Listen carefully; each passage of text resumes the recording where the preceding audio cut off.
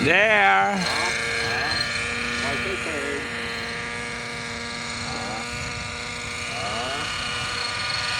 Ay, kaya ako, ganun lang lipad ko eh. Ganyan lang. Ganun lang. Ayaw ko mataas. Kasi mataas, gusto ko lang, ganun kababa lang.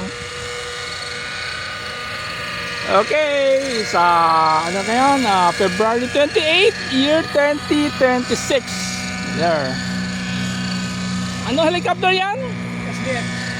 SDX pala yan. Converted pala yan, di ba? Oo. Flybar, naging flybarless. Ano yan? Custom converted by Marcel. Oh. So, pag yan, ayun, in-offer mo, kailangan nasa kamay mo yan, di ba? No? Talagang na marunong ka lang mag-balance. Pero pag sa tagal mo na lumilipad, Madali yun. mabilis na. Alam mo, parang ka lang, nagbabalance ka ng broomstick. Imagine, you're balancing a broomstick on the right hand and controlling the height on the left hand. Doing it at the same time. Pero kung nasanay ka na, mabilis na lang.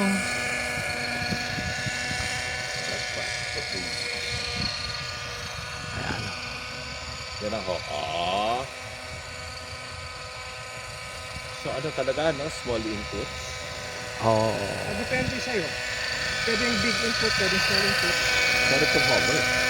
Ano no? To hover. Hindi kasi yung iba, mas gusto nila big eh. Iba mas gusto nila small, pakita sa akin. So, it really depends on you. So napo-program din sa... Oo, dito sa... Napoprogram sa transmitter din.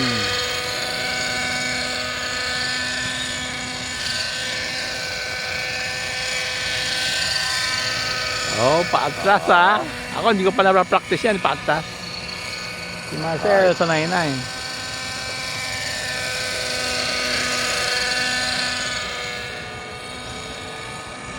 Kaya rin niya yung ginagawa ng mga flip 360. Oo, kaya ko pero hindi ko ginagawa. Kaya namin lahat. Kaya lang hindi ko na ginagawa eh. Ay, risky eh, pero maganda. Nagagawa namin sa sa simulator.